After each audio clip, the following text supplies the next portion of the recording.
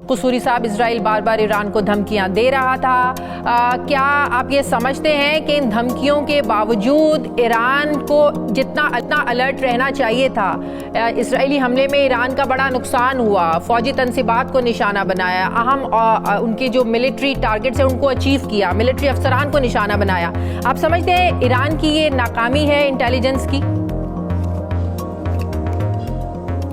नहीं, मैं ये समझता हूँ कि इंटेलिजेंस की नाकामी के अलावा ये गफलत है। ये जब हर एक को नज़र आ रहा था कि इजराइल हमला करेगा, जब न्यूयॉर्क टाइम्स की स्टोरी आ गई थी कि हमला करने वाला है, जब ये स्टोरी आ गई थी कि प्रेसिडेंट ट्रंप ने इलाके में एम्बेसीज को कहा कि नॉन एसेंशियल पर्सनस उस इलाके से ही निकल जाएं, सिर्फ मैं एक ख़ास मुल्क का जिक्र नहीं कर रहा।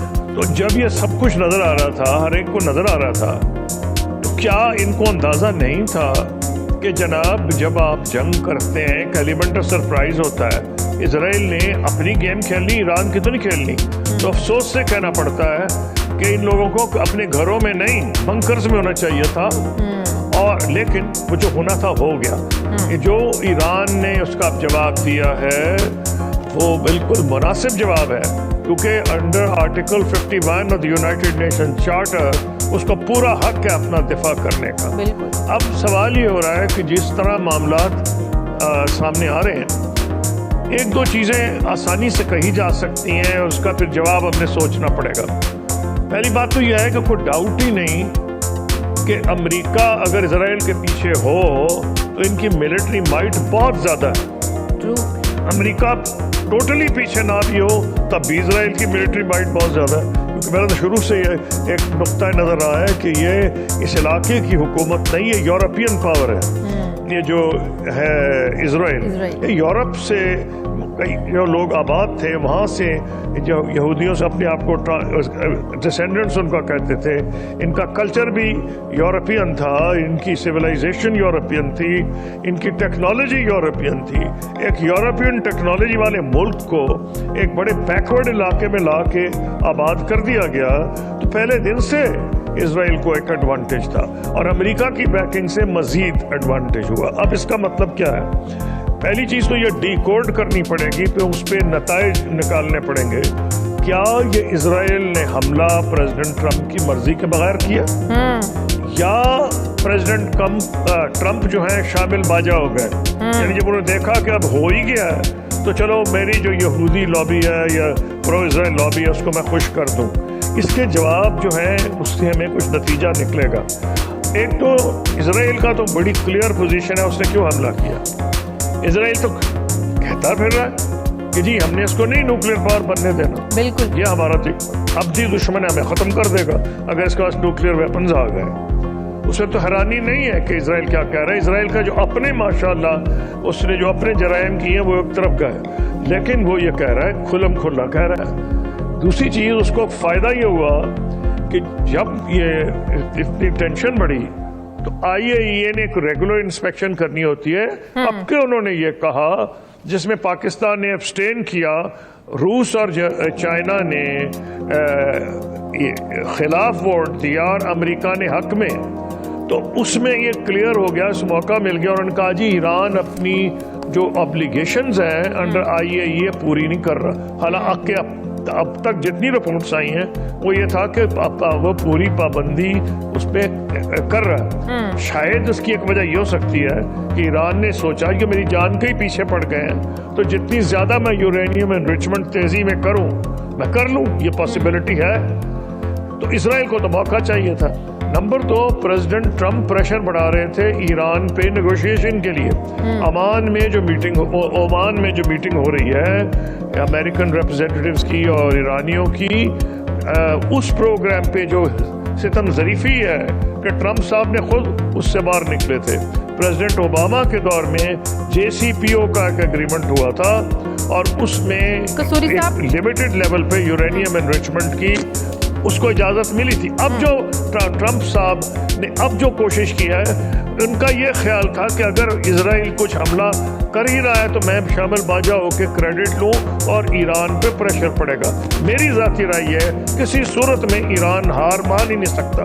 उसकी एक वजह बड़ी सिंपल है, नेतन्याहू तो खुद हार मारने को नहीं तैयार, सारा इजराइल उसके खिलाफ हुआ है, उसके पब्लिक ओपिनियन खिलाफ है, उसके खिलाफ जुलूस निकल रहे हैं, लेकिन बावजूद उसका नहीं, वो टस से मस कर रहा, उसको पता है या वो जेल जाएगा या तो ये जंग पूरी मिडिल ईस्ट तक फैलती हुई आपको लग रही है फिर कसूरी साहब? ईरान रुकने को तैयार नहीं और इजराइल पीछे हटने को तैयार नहीं। जी मुझे लग रही है जी, मैं इसीलिए उस तरफ आ रहा हूँ। ईरान से ये तवक्को करना कि जनाब ये तकरीर कर देंगे तो और क्लियर हो गई कि इनका मकसद रजीम चेंज है।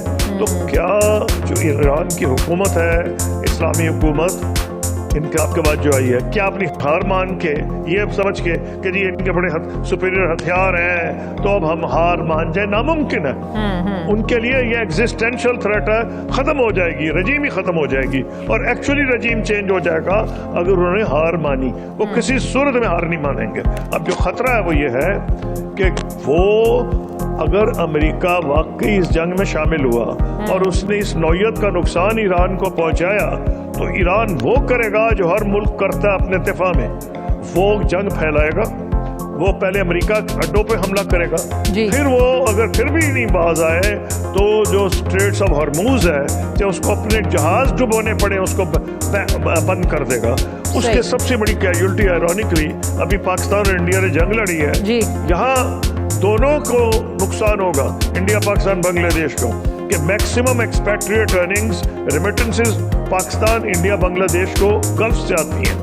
एक तो हमें ये नुकसान होगा, नंबर 2 ये अगर वहाँ उन्होंने तेल बंद कर दिया तो जो हम जैसे जो गरीब मुल्क हैं हमारी तबाही मजीद, अल्लाह माफ करे मैं गलती साबित हूँ, अगर तेल की प्राइस बढ़ी तो हर चीज की प्राइस यहाँ बढ़ जाती है। डेफिनेटली इसलिए सारी दुनिया का मफाद है। कसूरी साहब आज ख्वाजा आसिफ असेंबली में खड़े होकर कह रहे थे कि हम ईरान के साथ खड़े हैं, हर तरह का तहफ़्फ़ुज़ देने को, हर तरह से हम ईरान की मदद के लिए तैयार है। साथ उन्होंने ये भी तनकीद की कि पिछले कुछ सालों से पता नहीं पाकिस्तान से इस ओरिजिन से कैसे लोग इसराइल चले गए। वो कहते हैं मैं इस बहस में नहीं जाना चाहता, लेकिन यहाँ से इसराइल लोग गए, हमने तो इसराइल को कभी माना ही नहीं। इस पर बड़ी उन्होंने तनकीद की और साथ ये कैटेगोरिकली हमारे डिफेंस मिनिस्टर ने मैसेज दिया कि हम स्टैंड करते हैं ईरान के साथ।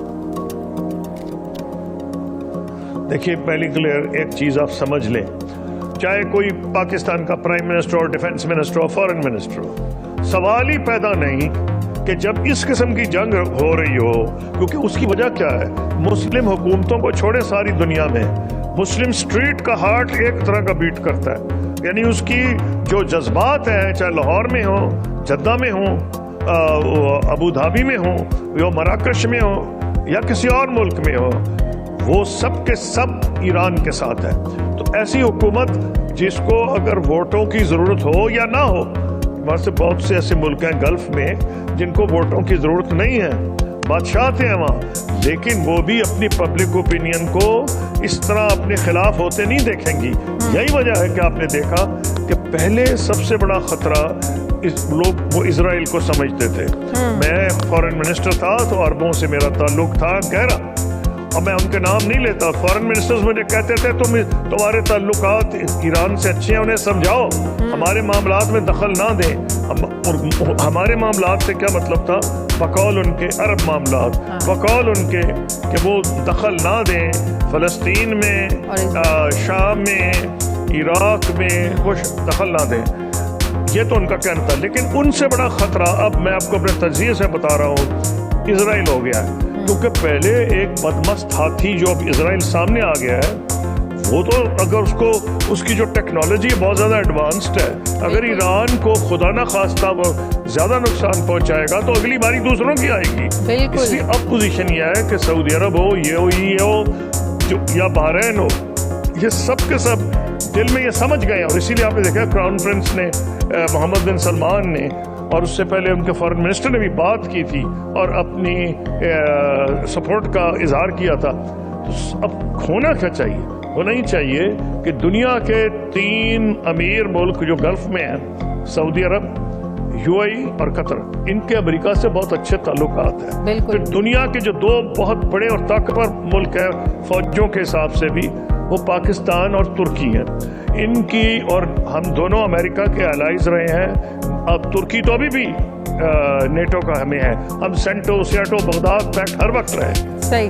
अभी भी आसिम मुनीर को अमेरिका बुलाया गया है 250th एनिवर्सरी आर्म्ड फोर्सेस की जो हो रही है।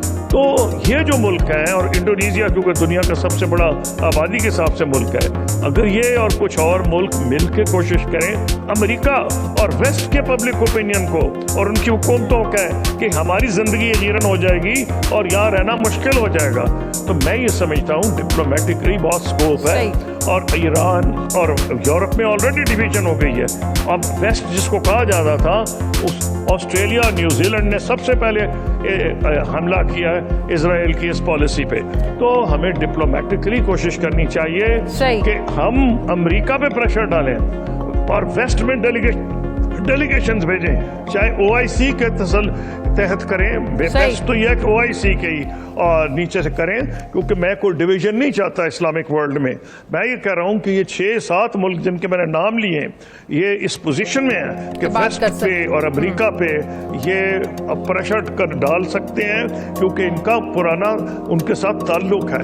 ये बड़ा हमारे अपने मफाद में है, क्योंकि अगर खुदा न खास्ता जंग छिड़ी तो फिर जिसका आप घड़ी घड़ी जिक्र किए जा रही हैं, सबसे बड़ी कैजुअल्टी ईरान के साथ साथ हम होंगे, पाकिस्तान, इंडिया, बांग्लादेश, जिनकी मैक्सिमम अर्निंग्स, ये भी सितम ज़रीफी है कि कुछ दिन पहले हमने जंग लड़ी है इंडिया और पाकिस्तान ने, और आज हमारा इंटरेस्ट है कि ये जंग ना फैले, क्योंकि अगर जंग फैलेगी तो तेल की कीमतें भी बढ़ेंगी और एक्सपैट्रिएट अर्निंग्स जो हमें मैक्सिमम आ रही हैं, हमारी एक्सपोर्ट से ज्यादा रेमिटेंसेज आ रही हैं, सब पे असर होगा। तो हमारा मफाद भी ये करता है, हमारे जज्बात भी इस बात का तकाजा करते हैं कि जंग को रुकवाने की हम पूरी कोशिश करें।